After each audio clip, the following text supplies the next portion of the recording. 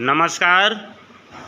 आज हम लोग प्रोन पोस्चर अर्थात पेट के बल लेटकर होने वाले अभ्यास, मुख्य रूप से आसन, उनका अभ्यास करेंगे। और आज की यह क्लास बीपीटी सेकंड सेमेस्टर के पाठ्यक्रम के अनुसार है। यद्यपि आप सभी लोग BSc second year, BPT second semester, PG diploma, BSc third year सभी लोग संयुक्त रूप से क्लास में सम्मिलित हैं, लेकिन आज बीपीटी सेकंड सेमेस्टर के पाठ्यक्रम को फोकस किया जा रहा है। पेट के बल लेटने वाले जो भी 5 आसन हैं आपके पाठ्यक्रम में, पांचों का अभ्यास करेंगे। सबसे पहला आसन करेंगे मकर आसन। दोनों हाथ को उत्थित मकर आसन में आने के लिए स्टैंड बना करके उसके नीचे ठुड्डी लगाएं। सामने देख लीजिए, दिखाया जा रहा है, उसी तरह से करना है।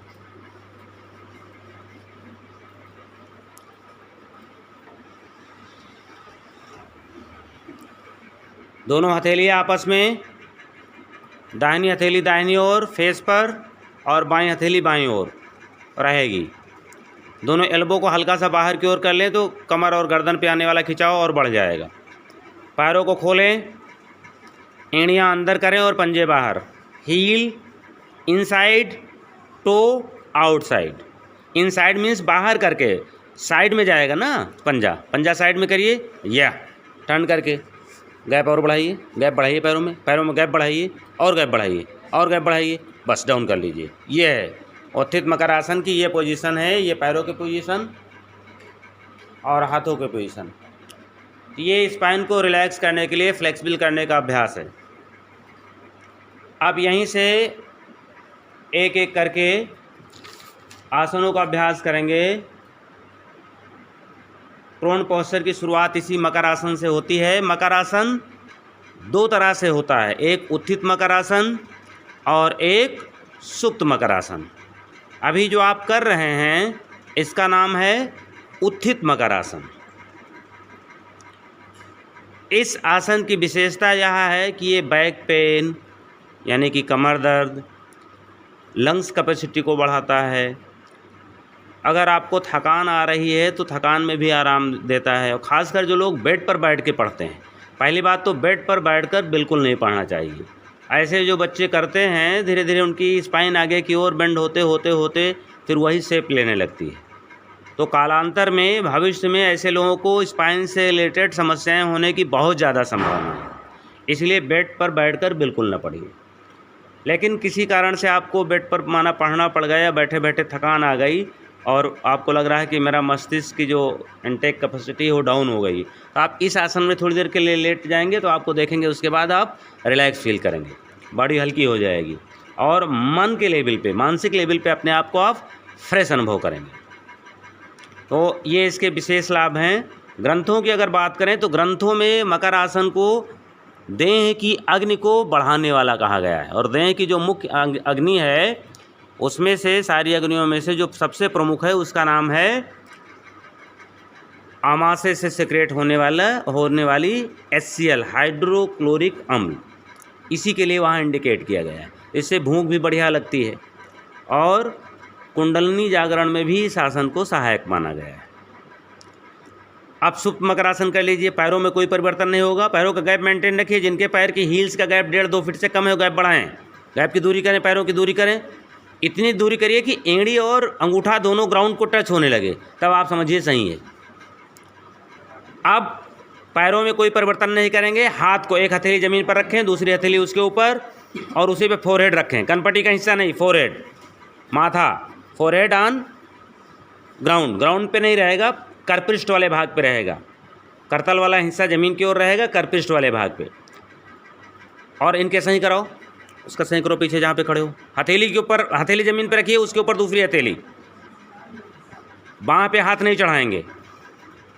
ये सुप्त मकर आसन है।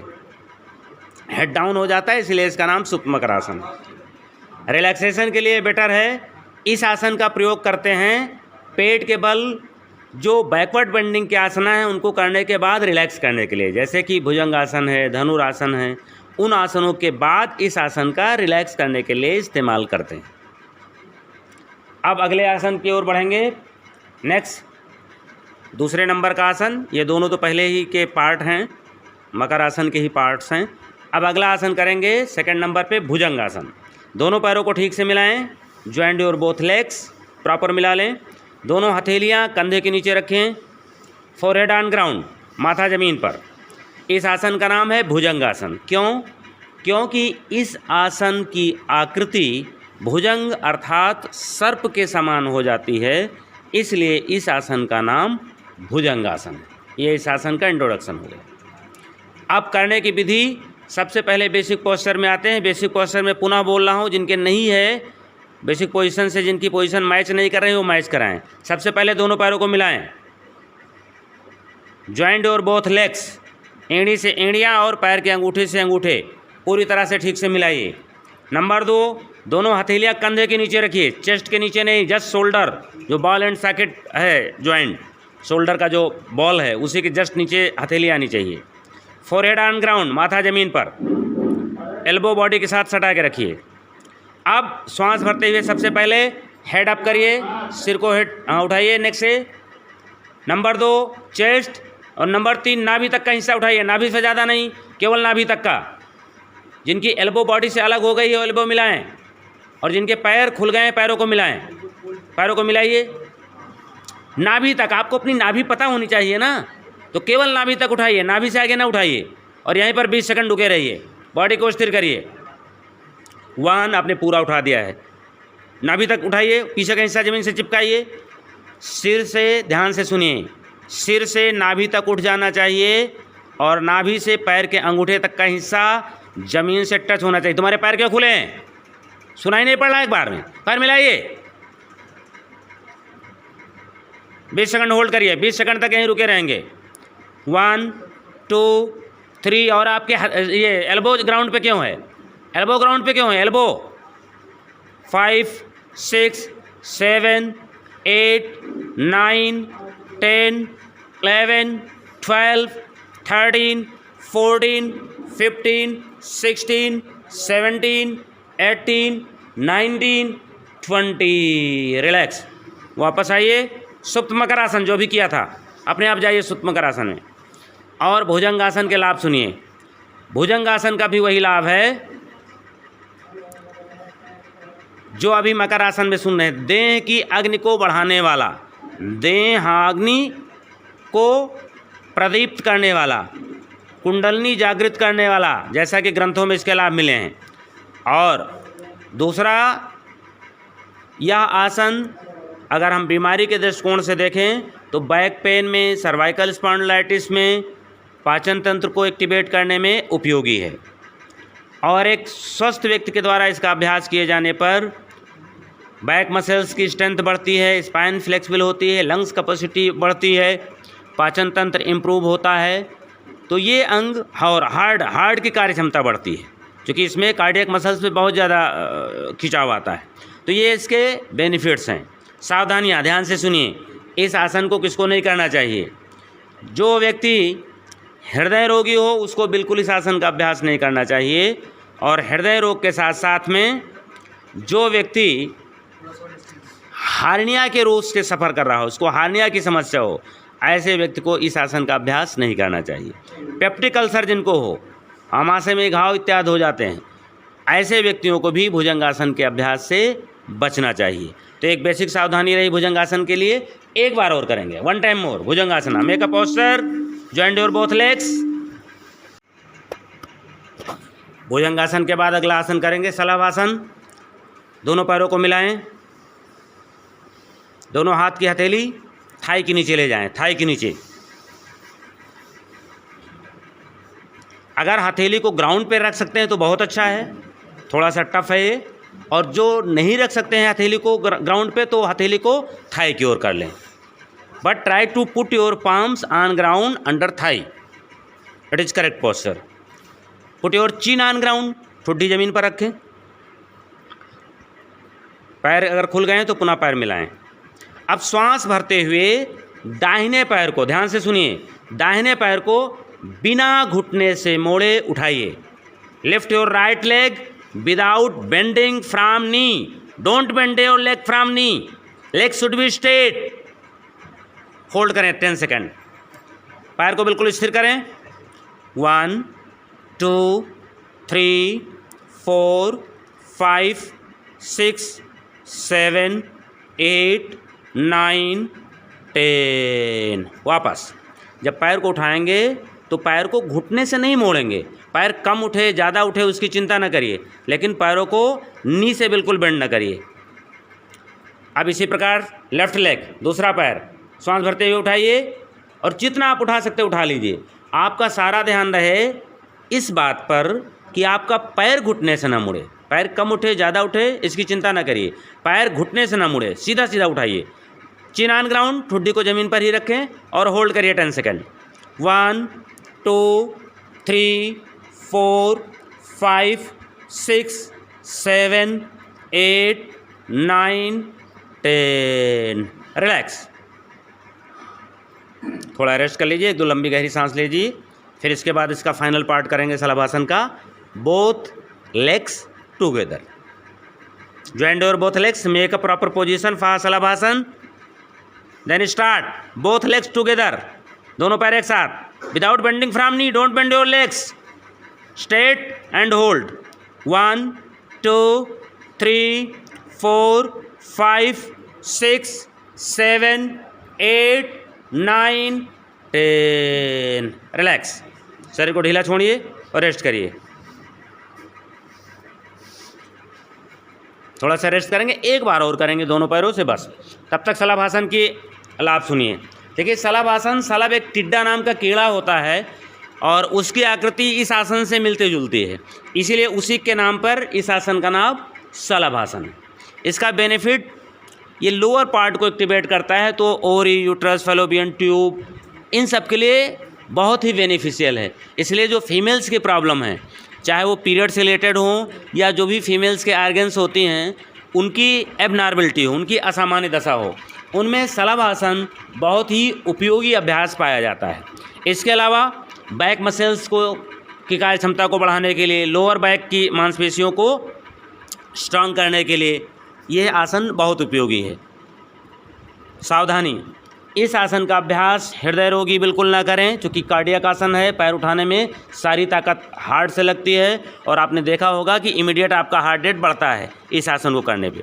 तो इसलिए इस आसन को करते समय जो हृदय रोगी हैं वो इस आसन का अभ्यास ना करें, और जिनको हार्निया की समस्या है ऐसे रोगी भी इस आसन का अभ्यास कदापि न करें, बिल्कुल ना करें।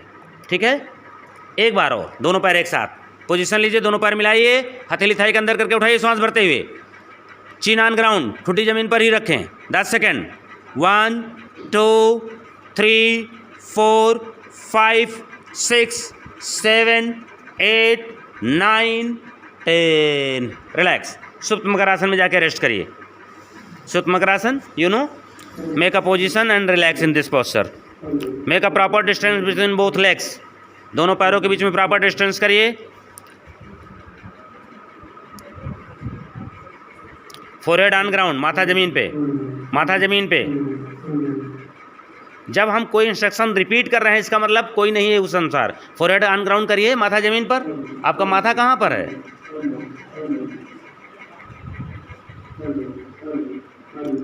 चलिए अगला आसन इसके बाद करेंगे। अब शलभासन के बाद का आसन धनुरासन। दोनों पैरों को मोड़िए, दोनों हाथ से होल्ड करिए। कोशिश करिए आप पैर से हाथ को खींचिए, हमारे शब्दों पे ध्यान दीजिए।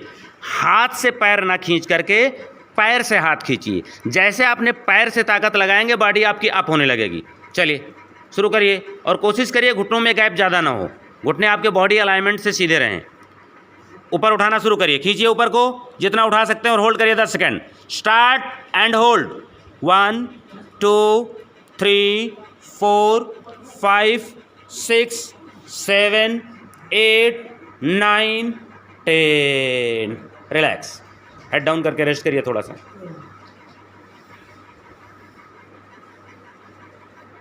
अपने पैरों को होल्ड ही रखिए, हेड डाउन कर लीजिए और थोड़ा श्वास नॉर्मल हो जाए फिर इसी को रिपीट करिए। सेकंड टाइम धनुरासन। स्टार्ट, श्वास भरते हुए पैरों से हाथ को खींचिए, बॉडी अप होगी और होल्ड कर लीजिए 10 सेकंड के लिए। श्वास भर के रोक लीजिए अंदर। 1 2 3 4 5 6 7 8 9 10। रिलैक्स। धनुरासन के लाभ सुनिए, उसके पहले इंट्रोडक्शन। धनुरासन इसको क्यों कहते हैं? क्योंकि इसमें बॉडी धनुष के समान हो जाती है और धनुष के समान ही बॉडी में तान आता है। तान मीन्स होता है खिंचाव, इसलिए इस आसन का नाम है धनुरासन। लाभ, धनुरासन सबसे ज़्यादा प्रभावी है। जो इसका सबसे ज़्यादा प्रभाव पड़ता है स्पाइन पर, लंग्स पर और हार्ट पर और पाचन तंत्र से जुड़े हुए जितने भी अंग हैं, इन अंगों को यह अभ्यास सीधे प्रभावित करता है। इसलिए धनुरासन के अभ्यास से हमारी लंग्स कैपेसिटी मजबूत होती है, हार्ट की कार्डियक मसल्स मजबूत होती हैं और उसके साथ साथ बैक मसल्स, स्पाइन, इन सारे अंगों की कार्यक्षमता बढ़ती है। पाचन तंत्र रेगुलेट होता है। इसलिए पाचन तंत्र के जो भी अंग हैं, चाहे लीवर हो, चाहे स्प्लीन हो, चाहे छोटी बड़ी आंतें हों, आमाशय हो, ओसोफेगस, ये सारे के सारे इसमें उत्तेजित होते हैं और उनकी कार्यक्षमता बढ़ती है। बीमारी, कौन कौन सी बीमारियों में आसन उपयोगी है? Slip disc, back pain, cervical spondylitis, asthma, इन बीमारियों में धनुरासन का अभ्यास उपयोगी है, लाभकारी है। किन बीमारियों में धनुरासन का अभ्यास नहीं करना चाहिए? हृदय रोगी और हार्निया की समस्या, इन दो बीमारियों में, और पेप्टिक अल्सर, इनमें धनुरासन हानि कर सकता है। इसलिए ऐसे रोगी इस आसन का अभ्यास बिल्कुल ना करें। देखिए, आज आप जो कर रहे हैं पेट के बल लेटने वाले आसन, वो सारे आसनों का एक नेचर है, बैकवर्ड बेंडिंग आसना। इसलिए इन सब में लगभग सेम सावधानी है। ये सभी आसन हार्निया जैसी बीमारियों में हानिकारक हैं। कार्डियक आसन है, हृदय की मांसपेशियां प्रभावित होती हैं, इसलिए हृदय रोगियों के लिए भी हानिकारक हैं। लेकिन जो हृदय रोगी नहीं है, उनके द्वारा यह अभ्यास अगर किया जाएगा तो कार्डियक मसल्स की कार्यक्षमता भी बढ़ेगी, मसल्स स्ट्रांग होंगी। नेक्स्ट, नौका आसन, बोट पोस्चर। दोनों हाथों को सामने सीधा करिए, दोनों हाथों को सामने सीधा करिए, दोनों पैर मिलाइए। नाव के समान, जैसे नाव नहीं, आगे और पीछे दोनों नुकीली पतली होती है और बीच में बॉडी चौड़ी होती है, तो वैसे ही हाथों में कंधे के बराबर गैप कर लीजिए, हाथ ना मिलाइए, लेकिन पैर मिला के रखिए। हाथ कंधे से बाहर ना जाए, कंधे के सिद्धांत से। अब सीधा सीधा ऊपर उठा लीजिए, उठाइए सांस भरते हुए, पैर मिलाइए, पैर मिलाइए, जॉइंट योर लेग्स। ना नी बेंड होंगी ना एल्बो बेंड होगा, शोल्डर से पूरा हाथ ऊपर उठाइए और होल्ड करिए 10 सेकंड। 1 2 3 4 5 6 7 8 9 10। वापस।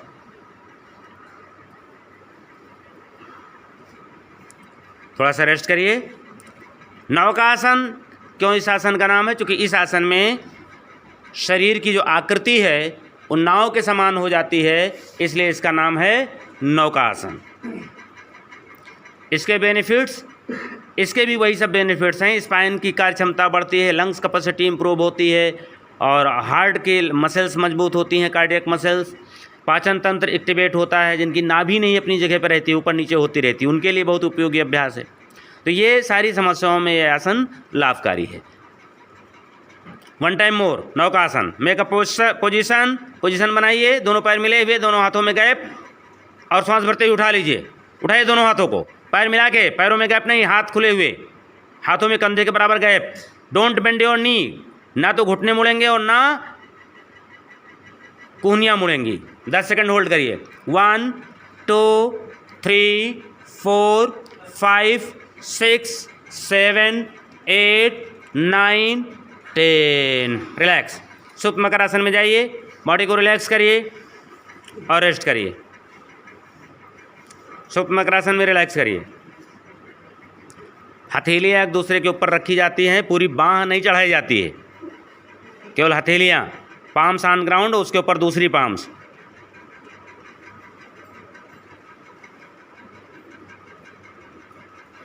लास्ट आसन है प्रोन पोस्चर का, according to your syllabus it is cat posture. Marjariasana, position बनाइए, मर्जरी आसन की पोजीशन बनाइए। मर्जरी आसन की पोजीशन बनाइए। कैट पोस्चर आइए, कैट पोस्चर। काइट पोस्चर में पोजीशन लेने के बाद श्वास भरते हुए सिर ऊपर करिए और बैक को नीचे डाउन करिए, हेड अप बैक डाउन। श्वास निकालते हुए back up head down, back up head down, back up करिए, बैक अप, पीठ को ऊपर उठाइए, पीठ कहाँ पर है, यहाँ ऊपर उठाओ, हेड डाउन करो, गुड। श्वास भरते हुए बैक डाउन हेड अप, श्वास निकालते हुए back up head down, continue करते रहें ऐसे। श्वास भरते हुए बैक डाउन हेड अप, श्वास निकालते हुए head down back up. Elbow bending नहीं होगी, हाथ को सीधा रखिए, एल्बो बेंडिंग नहीं होगी।